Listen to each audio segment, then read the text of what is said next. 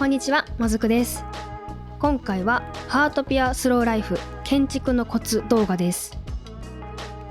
豆腐建築になってしまったり、立体感の出し方がわからない方のために、私なりに解決方法を考えてみました。今回は屋根の作り方、建物作りの考え方、建築に使えるアイデア紹介、エントランスの作り方、最後に1から4を踏まえて実践という感じでご紹介していきます。少しでも参考になると嬉しいです。それではどうぞ。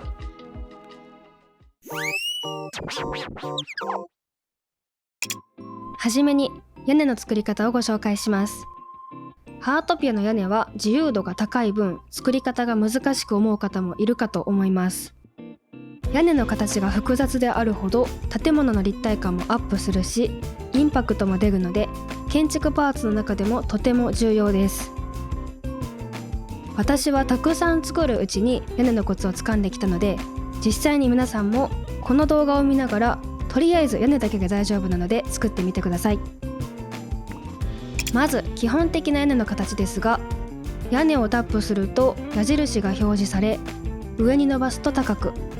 下に伸ばすと低くなります。そして横方向の矢印は幅を変えることができ、丸いマークを動かすと屋根のカーブを変えることができます。これを踏まえていろいろな形を作ってみます。一つ目は縦横方向の重ね屋根です。まずはベッドという床材を広げ、屋根を配置する場所を決めます。屋根は重ねて配置することができるので、それを利用し向きの違う屋根を重ねます。これで完成です。この方法を使うと十字にしたり L 字にすることもできます。この作り方は屋根を作る際にたくさん登場するので、頭に入れておきましょう。2つ目は小さな屋根をメインの屋根から覗かせる方法です。作り方はメインとなる屋根よりも小さな屋根をいくつか配置します。この時、接地面の面積が小さい屋根から順に配置していくと作りやすいです。そして最後にメインの屋根を重ねるだけで完成です。屋根が思う位置に配置できない場合は、サイズを決めてから一度別の場所に持っていき、配置したい場所の中心をタッチすると配置しやすいかと思います。ちなみにこの方法は小さい屋根の奥行きによって見え方も変わります。他にも重ねる屋根の数を変えたり、高さやカーブを変えてアレンジしてみてください。3つ目は高さの違う屋根を前後で並べる方法です。手前の屋根よりも後ろの屋根を高くするだけで簡単に作ることができます。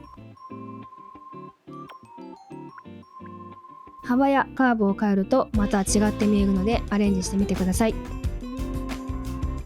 では一旦これまで紹介した方法も合わせて屋根を作ってみます。最初に前後屋根を左右対称に配置し、その後ろに大きな屋根を重ねます。そして大きな屋根とくっつくように手前中心に平たい屋根を配置して完成です。作り方は簡単ですが立体感のある屋根になりました。4つ目は低い屋根を高い屋根で挟む方法です。これをするだけでただの三角形屋根がこなれた印象の三角形屋根になるかと思います。真ん中部分を高さを変えずに全て同じ高さにするだけでも印象が変わるかと思うので、ぜひ試してみてください。ちなみにこの方法を使って屋根を作ると、中心部分に向きの違う屋根を重ね、手前に低い屋根を2つ並べてカーブをつけたら完成です。5つ目は屋根の半分側を使う方法です。とりあえず十字に重ねた屋根を作り、手前中心に小さな屋根、そそして後ろの十字屋根に屋根の後ろ半分が重なるように配置します。この方法はベランダや玄関上に設置すると可愛くなるかと思うので、ぜひ試してみてください。という感じで、今回ご紹介した5つの方法を組み合わせると複雑な屋根を作ることができるかと思います。方法を知らないのと知っているのとでは作りやすさが一気に変わるかと思うので、5つの方法を練習してたくさん組み合わせを見つけてみてください。そして次は屋根作りに使えるちょっとした工夫をご紹介していきます。屋根は屋根を設置する面から生えているものに関しては当たり判定がないものもあるみたいで、先にベッドに木を配置しておくと屋根を貫通させることができます。そもそも建材の煙突がそういった方法で設置するようになっているので、木の他にも貫通させることができるアイテムもあるかもしれません。そして屋根は設定したベッドの面積よりも小さく作ることができます。例えばメインの屋根から低い屋根を伸ばして重ねたいけど、横から見た時の重なり具合が気になるなと思った時、設定したベッドの面積よりも幅を小さくし、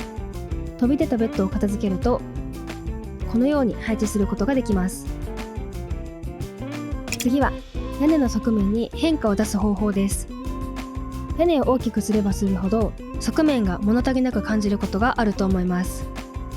そういう時に柵を重ねて変化を出したり、当たり判定を生かして窓を設置することができます。柵はそのまま設置するだけでいけるんですけど、窓は少し工夫が必要です。まず低い壁を窓の高さ分設置します。そこに使用したい窓を設置し、窓で隠れない壁を片付けていきます。どこか一部支えられていれば宙に浮かすことができるみたいです。ちなみにこれはドアでも使えます。これを活かして屋根の側面に設置すると、こんな風に窓を設置することができました。では次は建物作りの考え方についてお話ししていきます。四角い建物になってしまうという悩みが一番多いかと思うんですけど、これは考え方を変えると立体的な建物を作ることができるかと思います。おそらくゼロから建物を作るときに全体の形を思い浮かべて作る方が多いと思います。私もそれだと満足のいく形にすることが難しく感じます。ではどうすればいいかというと、パーツごとに考えていきます。例えば建物の形は正方形、長方形、L 字、凹凸といった感じで意外と種類が決まっています。それぞれのパーツをパズルのようにくっつけていくと立体感のある建物が作れるかと思います。2階部分の考え方も同じで、例えば1階の正方形の上に横向きの長方形を乗せて飛び出た部分は浮かせてみようかなとか、縦方向のパーツのくっつけ方に関しては積み木に近い考え方かもしれないです。そして考える順番もエントランス、その他の1階部分、2階、屋根といった感じで分けて考えると作りやすいかと思います。次は建築アイデアについてです。作る順番をもっと細かく分けると、テラスやベランダ、倉庫など自分が作りたいと思うものもその中に入ってくるかと思います。正方形、長方形、L 字、凹凸パーツに加えて建築アイデアも含めていろいろと組み合わせていくと、さらに特徴のある建物が作れるかと思うので、今から建築に使えるアイデアをいくつかご紹介していきます。1つ目はテラスです。屋根がベッドだけだと薄っぺらく感じたので、低い壁とベッドを2つ重ねて立体的にしています。この部分をベッド1枚にして屋根を乗せてもいいですし、階段の位置、階段の長さを変えたり、そもそも階段をなくしたり、建物の壁とくっつけた部分にドアを設置してもいいかと思います。次はカウンターです。どこかの壁の一部にカウンターを作るとお店にもできるし、出窓にも見せることができるかと思います。次は渡り廊下です。建物と建物をつなぐ位置に設置します。1階でもいいし、2階にくっつけて渡り廊下を宙に浮かせてもいいし、屋根を取って端っぽくもできるかなと思います。次は温室です。壁で四角い建物を作ったところにガラスの窓やドアを続けて貼ると温室のようになります。これを建物と隣接するところに設置してもいいし、2階のバルコニー代わりに温室を設置してもいいと思うし、単体でも使えるかと思います。次は階段下の入り口です。大きな階段を作った時に階段下を活用できます。ドアではなく貫通させてアーチのようにしてもいいし、ベッドを使って棚を作っても可愛いかと思います。次はベランダに階段を設置したものです。玄関を2階に作りたい時に使えるかと思います。階段の位置を変えたり、下を柱だけにしたり、いろいろとアレンジが効きそうです。次はさっきと形が似ていますが、向こう側に通り抜けられるアーチ型になっています。上を屋上から屋根に変えてもいいし、建物と建物の間に設置してドアをつけてもいいかと思います。次はコーナーテラスです。少し分かりづらいんですけど、柵の後ろに棚を並べてカウンターテーブルのように見せています。建物の四隅のどこかに設置することで斜め向きのテラスのように見せることができるかと思うので試してみてください。次はこの建築物というよりかは斜め壁のアイデアです。建材の壁は斜めに置くことができないんですけど、寄せ木仕切り壁だと置けるので角に置いてカーブをつけてみました。いろんなところで使えるかと思うので試してみてください。という感じで、いくつか建築をする際のアイデアを頭に入れておくと建築の幅がより広がるかと思います。建築をする際に長方形の形をここに作ろうとか、この上にテラスを乗せてみようとか、選択肢はたくさんあった方がよりオリジナリティあふれる建物が作れるかと思うので、ぜひたくさん試してみてください。では次はエントランスについてです。エントランスは建物の顔というか、それくらい重要だと個人的に思っているので、凝ったエントランスだと周りがシンプルでもインパクトのある建物になる気がします。ということで、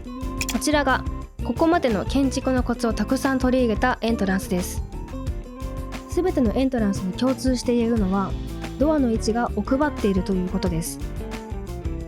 ドアが柱や壁よりも後ろにあったり、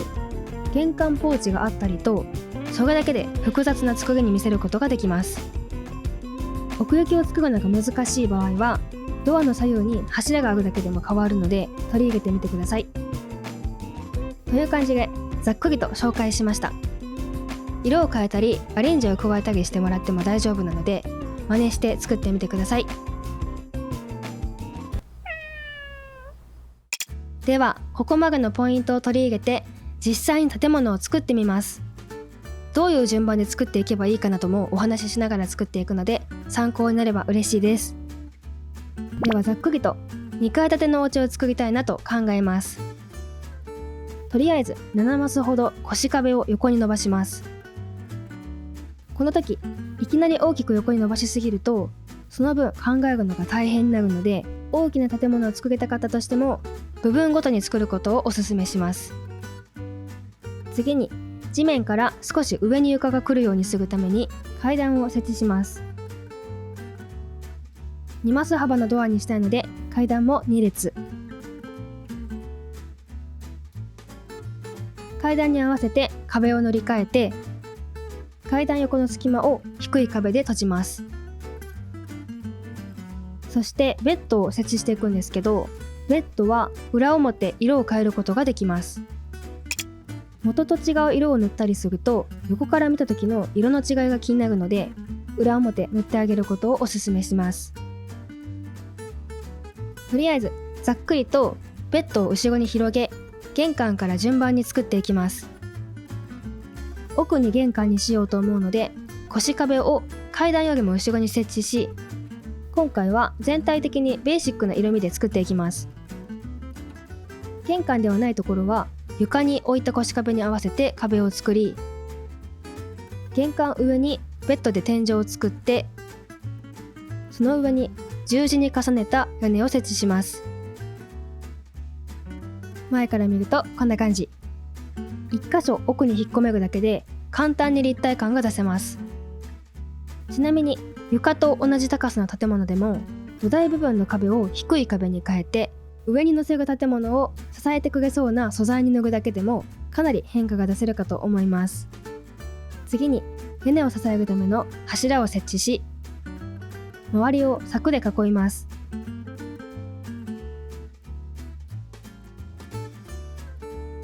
そして飾り付けに開拓者レベル24で取得できる建材のカントリー野外ライト、さらにドア、ポストに見える寄せ木壁掛け棚を設置し、玄関は完成。横の壁はさらに立体感を出すために木製瓦の出窓を設置してみました。では左右にも壁を作って、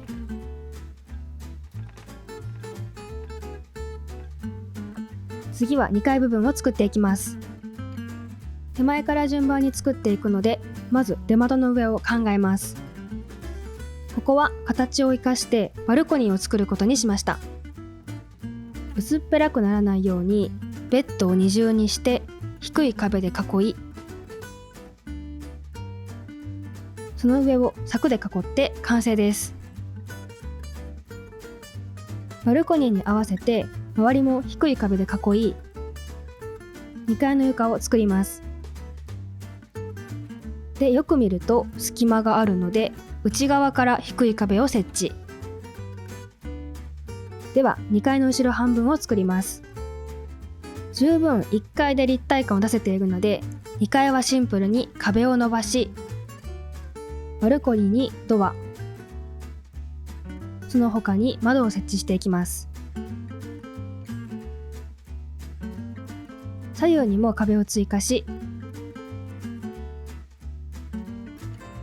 天井も設置しました。1階は立体感、2階はシンプルときたので、緩急をつけて屋根でまた立体感を出していきます。まずこれから後ろに設置する屋根が見えるように低めの屋根を最大幅で設置。奥行きが足りなさそうだったのでベッドを伸ばし、左右に高さのある屋根を設置します。そしてその間に低い壁とベッドを設置して屋上を作ります。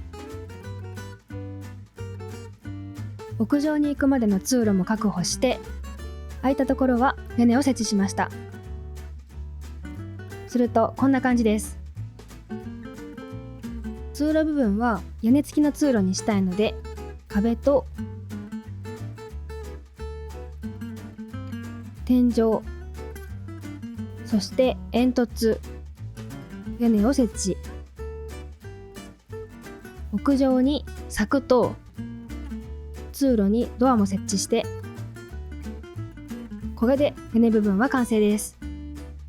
次は右側を作ります。屋上につながる道がないのでバルコニーから伸ばしていきます。ついでに後ろ側も壁で閉じ、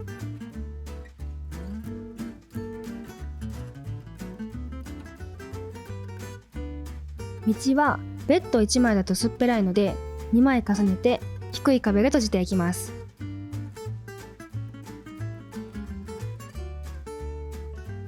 そして柵を設置し、屋根の奥行きを調整して道を作り、階段を設置していきます。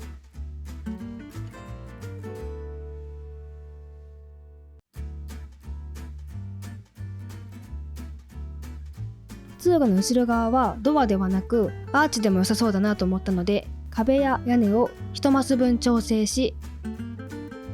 木製の角柱と木製壁装飾でアーチを作りました。階段にも柵を設置して、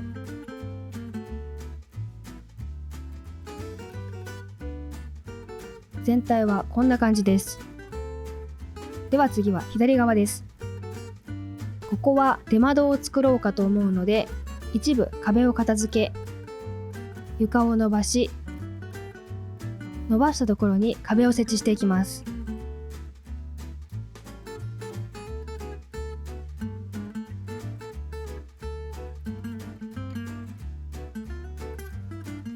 そして出窓っぽく壁全面に窓を設置し、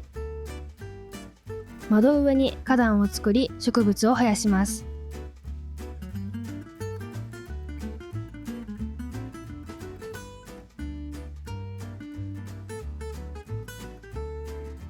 花壇の上には開き窓を設置して、今回のイベントが手に入る冬の日焼けシェードで屋根を作って完成です。右の飛び出ている2階の道は支えで柱を追加しても良さそうです。ですが今回は右横に畑の小屋を作ります。立体感を出すために家とは揃えず、1マス後ろから壁を6マス横に伸ばし、入り口部分は出入りが楽なように片付けます。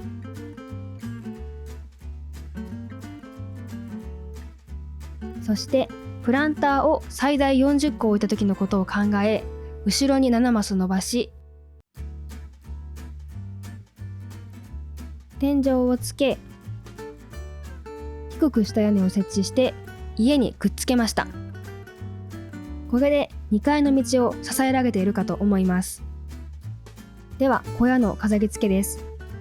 ドアを設置しなかったことで壁のペラペラ感が目立つので、角柱と壁装飾、支柱で立体感を出していきます。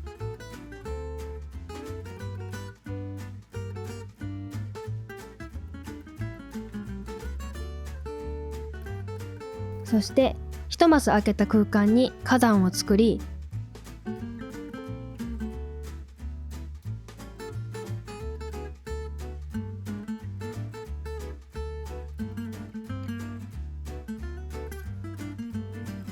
これで小屋は完成です。次は間取りを作っていきます。まず一番大事な1階と2階を行き来する階段を設置します。今回はそんなに広くない部屋なので圧迫感がないように一番奥に階段を設置します。壁に衝突してしまいそうな場合は一部向きを変えたり踊り場を作るといいと思います。で、このまま階段に柵をつけるのもありなんですけど、壁を増やしてなるべく家具を配置できるようにしたいので、階段沿いは壁を作ります。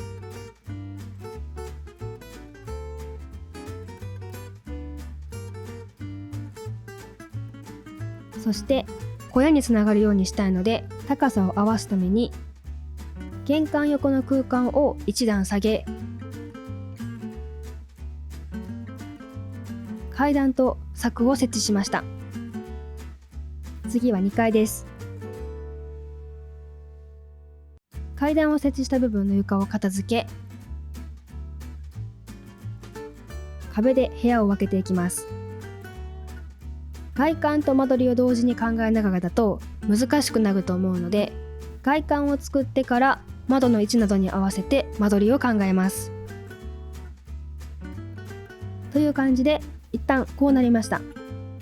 1部屋ずつちょうど歩いて不自由のないくらいの広さにしています。ではドアを設置し、階段に柱と柵、左奥の部屋の凹凸は棚やチェストを配置する場所にしました。そしてこの部屋にもドアを設置。少し狭い部屋なので圧迫感がないように窓も設置しておきます。さらに屋上につながる階段下にも空間が作れそうだったので、壁を外して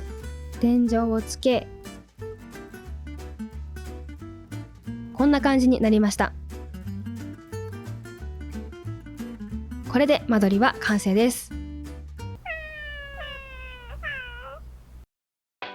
ちなみに簡単にですが家具も飾ってみました。歩くと分かりやすいんですけど、画面にちょうど映る広さくらいの部屋に分けると歩きやすく、さらに広すぎないのでレイアウトもしやすいかと思います。部屋の分け方的にどうしても狭い部屋が出てきてしまった場合は、その手前の部屋を十分な広さにして、そこから映るような部屋にすると可愛く作ることができるかと思います。